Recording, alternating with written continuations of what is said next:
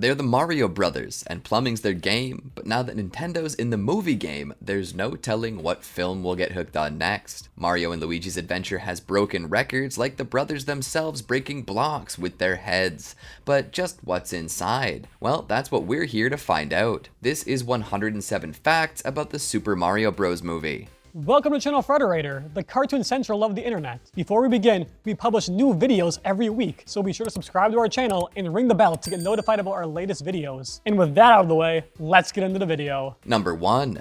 The Super Mario Bros. Movie was produced and animated by Illumination Studios. If you aren't familiar, Illumination is most widely known for the Despicable Me series of movies, including Minions. Number 2. While Nintendo largely handed Illumination the reins, they also had a hand in the film's development as co-producers. Number 3. The Mario movie was directed by Aaron Horvath and Michael Jelinek. You'll likely know them from their work on Teen Titans and Teen Titans Go. Number 4. This newest Super Mario Bros. Movie is actually the first time Mario has had a movie in 30 years. The first Mario movie premiered in 1993 as a live-action film. Number 5. At the time, the first Mario movie was a critical and commercial failure, so Nintendo held off on an idea for a new Mario movie as a way of protecting their IP. Number 6. Mario creator and Nintendo higher-up Shigeru Miyamoto was first inspired to revisit the idea of a Mario movie when Nintendo started adding their older games to the Virtual Console on Wii U and Nintendo 3DS. Number 7. From the jump, Nintendo knew they wanted the next Mario movie to be animated this time, unlike 1993's live-action one. However, Nintendo also knew that making a movie was nothing like making a game, so they would need outside help in the film's creation. Number 8. Originally, Nintendo was actually in discussions with Sony over a potential Mario movie. Sony had been trying to get the rights to a Mario movie even before 2014. At least, that's according to the hacked Sony Pictures emails that surfaced in November 2014. Number 9. According to those emails, in February and July 2014, Sony Pictures producer Avi Arad met with Nintendo in Tokyo to negotiate. In October, Arad actually emailed Sony Pictures chief Amy Pascal saying he'd closed a deal. Number 10. Also, Pascal named Genndy Tartakovsky as a possible director for the would-be Sony Mario movie. Tartakovsky is well known for Dexter's Lab and Samurai Jack, and he also directed Sony's Hotel Transylvania. Number 11. However, all the talks between Sony and Nintendo fell through. After the news of the leaks broke, Arad clarified that the aforementioned deal was only in the early stages of negotiations, and that no official arrangement was ever made between Sony and Nintendo. Number 12. Meanwhile, Nintendo was cozying up with Universal. Nintendo was working with Universal's Parks and Resorts divisions to create what would become Super Nintendo World. Number 13. At one point during the process, Shigeru Miyamoto was introduced to Chris Meledandri, founder of Universal's Illumination Studios and a veteran of 3D animated films. Number 14. The two hit it off and found a number of similarities in their creative processes and approaches to creation. In particular, Miyamoto liked Meledandri's cost-conscious and time-conscious approach to making animated films. Number 15. In fact, Miyamoto and Meledandri hit it off so well that Miyamoto decided that he'd want Meledandri and his Illumination Studios to handle a Mario movie. Number 16. By 2016, Miyamoto and Meledandri started to have more serious conversations about collaborating on a Mario movie, but both understood that they could walk away with no hard feelings if the project didn't work out. Number 17. News slipped about the collaboration in November 2017, with the then Nintendo president Tatsumi Kimishima clarifying that, while no deal had been made yet, they were looking towards a 2020 release date, if a deal was secured. Number 18. Sure enough, in January 2017, Nintendo officially announced that the Super Mario Bros. Film was in production, with Miyamoto and Meledandri both serving as producers. Number 19.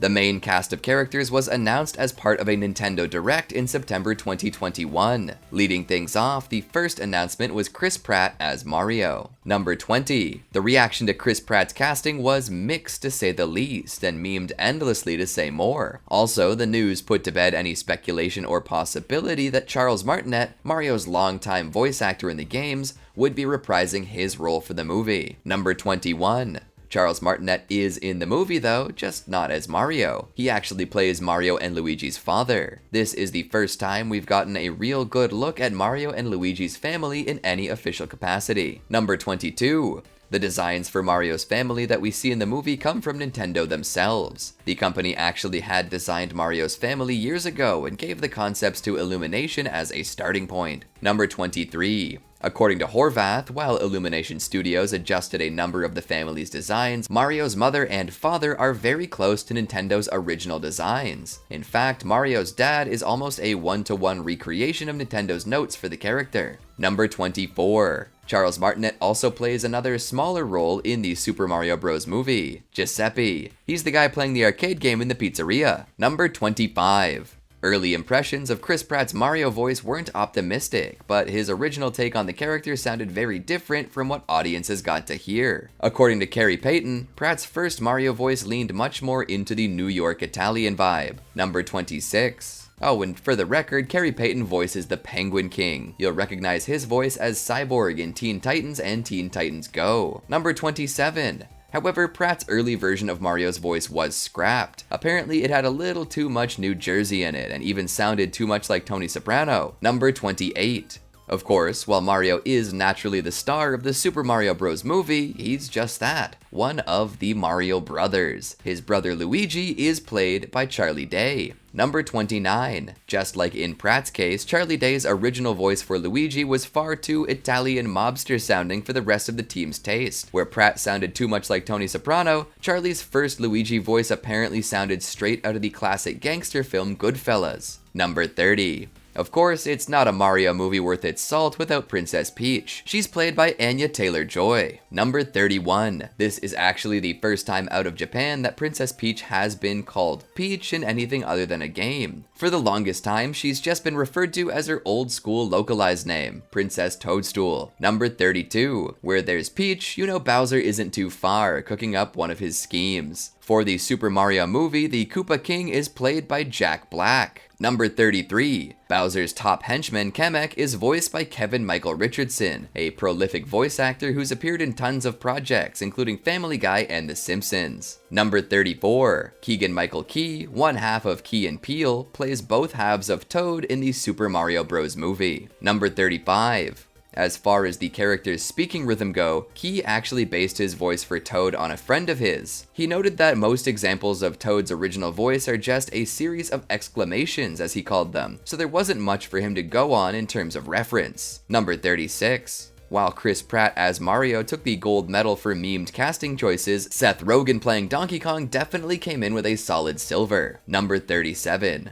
Unlike Chris Pratt and Charlie Day, Seth Rogen had no intentions of putting on any kind of voice for DK, and was clear about that from the beginning. He said that he assured Illumination that he doesn't do voices, and that if they wanted him to play Donkey Kong, then they'd have to be ready for Donkey Kong to sound just like Seth Rogen. Number 38. Approaching the character, Rogen said that all you seem to know about Donkey Kong is that he throws barrels and does not like Mario very much, and his performance reflects that. Number 39. Cranky Kong is in the mix too. He's voiced by Fred Armisen. Number 40. We know all these classic Mario and Donkey Kong characters, but the movie also adds a new character, a Luma named Luma Lee. Luma Lee is actually voiced by Michael Jelenick's daughter, Juliette Jelenick. Number 41. Production on the Super Mario Bros. Movie began in September 2020 at Illumination Studios in Paris. Number 42. All of the animation work on the film concluded in October 2022, with post-production work wrapping months later in around March of 2023. Number 43. Stylistically, Jelenic and Horvath wanted the animation team to find a balance between realism and stylized animation. They didn't want the characters to feel too squash and stretchy, and were looking to make the film feel more grounded. Number 44. Watching the Super Mario Bros. Movie, you'll see more than just top-notch animation. You'll also see tons of Mario and Nintendo Easter eggs sprinkled throughout. The pizzeria that they show is called Punch-Out!, a reference to the old Nintendo Entertainment System game Mike Tyson's Punch-Out!. It even has the same 2 exclamation points. Number 45.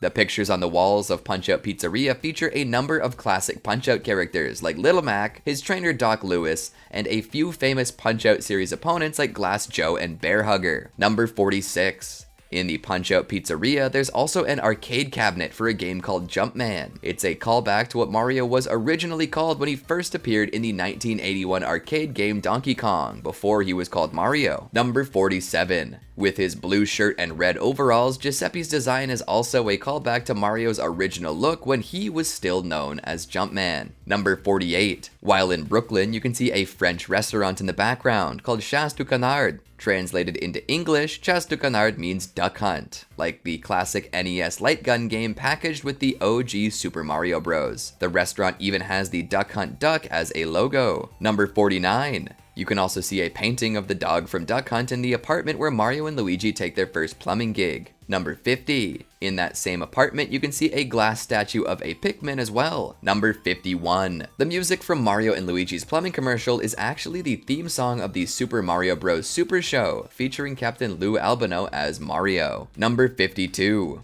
Also, the woman that appears in the commercial is played by Jeannie Elias. She actually played Princess Toadstool in the Super Mario Bros. Super Show, even though she goes uncredited in the movie. Number 53. Also in the commercial, the website that appears at the end is an actual website that you can visit for Super Mario Bros. Plumbing, complete with testimonials, job openings, and even a live chat function. Number 54. The logo on the van itself uses the same font that the Super Mario Bros. Series has used since the very first game on the NES. Also, the pictures of the brothers on the van are from early promotional materials from the games. Number 55. While running to the Mario Bros. First plumbing job, Mario slides down a pole attached to a restaurant called Castle Burger. It's a nod to the ending of original Mario levels. Castle Burger is even shaped exactly like the castles at the end of each level. Number 56. On the side of a truck, you can also see Mr. Game & Watch from Nintendo's early line of Game & Watch handheld games. And Smash Bros, of course. Number 57. There's another super deep-cut Nintendo reference in Brooklyn. You can see a background advertisement for Hanafuda cards as a reference to Nintendo's origins. Founded in 1889, Nintendo first sold handmade Hanafuda cards. Number 58. Towards the end of the movie, back in Brooklyn, we see an interview from the mayor of the city, Pauline. Pauline was the damsel in distress of the original Donkey Kong, as well as the mayor of New Donk City in Super Mario Odyssey. Number 59. As another character reference, there's also Mario and Luigi's old boss, Spike. This is the same Spike who was the foreman in Wrecking Crew, a different game featuring Mario working as his employee. Number 60. In the Mario movie, Spike is voiced by comedian Sebastian Maniscalco. Number 61. After Brooklyn floods, you can also see a car wash inspired by classic NES title Balloon Fight. Number 62. After Mario and Luigi save the day, in the crowd, you can see a character resembling the late Nintendo president and CEO, Satoru Iwata. Number 63. There are a few classic Nintendo references in Mario's room. He sits down and plays classic NES game Kid Icarus on his NES. If you look closely, you'll also see a copy of the Odyssey in the background, a reference to Super Mario Odyssey. Number 64. You can also see a model R-Wing from Star Fox and a poster featuring the Blue Falcon, Captain Falcon's racing machine from the F-Zero series. Number 65. Luigi's cell phone ring is the same as the starting jingle from the Nintendo GameCube. Also, the default icon for callers on the phone is the default Mii from consoles like the Nintendo Wii and beyond. Number 66. In the Mushroom Kingdom itself, Mario and Toad walk by the Crazy Cap store, the same store featured in Super Mario Odyssey. Number 67. You'll also see an antique shop full of classic Mario power-ups, including some more recent ones like the boomerang from 2011's Super Mario Land. You can also find more old-school power-ups like the music box from Mario 3 and the hammer Jumpman uses in the OG Donkey Kong arcade game. Number 68. There are also plenty of other classic power-ups to see along Mario's adventure throughout the movie, including the classic Super Mushroom, Fire Flower, and Invincibility Star. Number 69. For as many Easter eggs as you can see, there are also some you can hear. The Super Mario Bros. Super Show theme is a deep cut, but you can also hear the classic Underground World 1-2 theme when Mario and Luigi head into the sewers. Number 70. It only makes sense that we hear some classic Mario themes. The legendary composer of the Mario series, Koji Kondo, actually worked on the game's score and helped to incorporate his music. Number 71. Kondo assisted the composer of the Mario movie score, Brian Tyler. Number 72. However, arguably, the biggest song of the whole movie has to be Bowser's power ballad, Peaches. This isn't from Koji Kondo though. This song was written as a collaboration between the directors, editor Eric Osmond, producer John Spiker, and even Jack Black himself. Number 73. If you can believe it, this song wasn't even in the movie's first draft, but Horvath wanted a musical number in more of a heavy metal style. When he pitched the idea, he used Jack Black's band Tenacious D as an example. Number 74. After some tweaking, the song was reworked into a ballad, with Eric Osmond on the original vocals as a proof of concept. Jack Black recorded his vocals for the song 2 days later with an original piano track by his pianist. Number 75. Jack Black actually came up with the idea to change the song into a ballad, steering it away from its heavy metal direction. Number 76. The song even received its own live-action music video with Jack Black front and center, dressed in a Bowser-inspired outfit.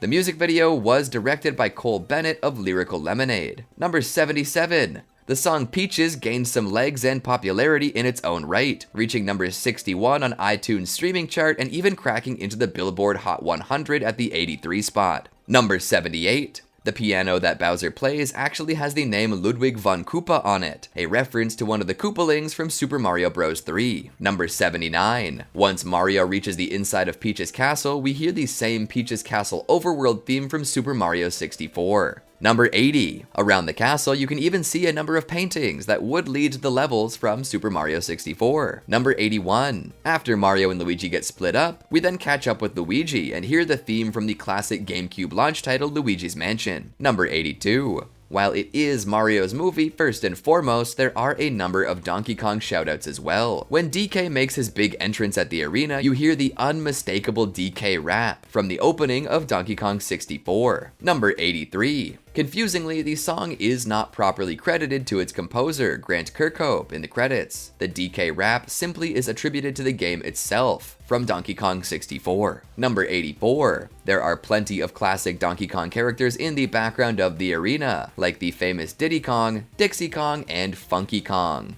There are a few other deeper cut Kongs in the mix like Swanky, Kiddy, and Junkie Kong too. Number 85. You'll also find tons of Mario Kart references in the Super Mario Bros. Movie. Everything from the pieces used to assemble the karts, the gliders, and the anti-gravity capabilities of the karts themselves. Number 86. The Mario Kart sequence also features the classic Mario Kart staple level Rainbow Road, as well as items like bananas, green shells, and even the dreaded blue shell, even though it's actually one of Bowser's cronies this time around. Number 87. Remember the part of the race where Mario flies off the track of Rainbow Road only to land back on the track at a lower level? That's a reference to a famous Rainbow Road shortcut in Mario Kart 64. Number 88. Speaking of, a number of the racers have 64 on their helmets, in reference to Mario Kart 64, as well as the Nintendo 64 console in general. Number 89. At the end of the race, Mario and Bowser get swallowed by a giant eel known as a Maw-Ray. While it's appeared a number of times in a number of different games, the Maw-Ray first debuted in Super Mario 64. Number 90. For Bowser and Peach's would-be wedding, while Bowser is not dressed fully to the nines like in Super Mario Odyssey, he is still wearing the same top hat from the game. Number 91. Among the wedding guests, you can see other classic Mario villains like King Boo from Luigi's Mansion and even King Bob-omb from Bob-omb Battlefield in Super Mario 64. Number 92. The Super Mario Bros. Movie originally had a planned release date of December 21st, 2022, but it was pushed back to April 7th, 2023. Number 93. Eventually, the release date was bumped forward a few days, releasing in the United States on April 5th, 2023. Number 94. The actors of the Mario movie dressed their best for the premiere. Chris Pratt and Charlie Day wore coordinated red and green suits. Anya Taylor-Joy rocked Peach's pink biker gear, while Jack Black donned a customized Bowser-themed suit, complete with a spiky shell on the back. Number 95. Other countries saw the Mario movie released on later dates, such as April 26th in South Korea, April 28th in Japan, and even as late as May 26th in Poland. Number 96. Since its initial release, the Super Mario Bros. Movie has pulled in a bunch of cash. As of April 16th, the film grossed $353 million in US and Canada, and nearly $693 million total around the world. Number 97. After 1 week, the Mario movie became the highest grossing movie of 2023, so far. Number 98. Also, the movie became the highest grossing video game adaptation of all time, beating out Sonic the Hedgehog 2 and Warcraft. Number 99. While the details of the deal between Nintendo and Universal aren't fully known, both companies co-financed the movie, so they must both be happy with the Mario movie's performance. Number 100. As far as other Nintendo movies go, given the film's success, a sequel is all but inevitable. In 2021, Nintendo's current president, Shuntaro Furukawa, said Nintendo would be interested if the Mario movie was a success. Number 101. We may even get a direct Mario sequel. The post-credit scene drops a major hint that Yoshi is on the way, complete with his trademark green spotted egg. Number 102. We even see a herd of Yoshis in the movie proper, although the classic green Yoshi we know and love is conspicuously absent. Number 103. A few of the actors are down for spin-offs too. Seth Rogen has said that there's plenty of opportunity for a Donkey Kong spin-off, comparing the Kong's family tree to the Fast and Furious franchise and its emphasis on family. Number 104. Charlie Day is also keen to return as Luigi. He said he'd love nothing more than to have a standalone Luigi's Mansion movie. Number 105. And it's no surprise that Jack Black is willing to return as Bowser, but perhaps not as the villain. Jack Black actually floated the idea that Wario would be the villain of the next movie, and that Bowser and Mario would be forced to team up. Number 106. And Jack Black even threw out a name as a possible Wario, Pedro Pascal. Number 107. At this point, there's no telling if a Mario sequel is in the works though. Chris Meledandri has been pretty quiet, only saying that the team was more focused about the current Mario movie than what would come next. Well, with the buzz that this latest Mario movie has created, I doubt that we'll have to wait another 30 years for the next one. At least I hope. I also hope that you'll subscribe. Thanks for watching. Did you enjoy our video? What facts do you think we missed? Let us know in the comments down below. And while you're there, like and subscribe to see more great videos every week. And remember, Frederator loves you.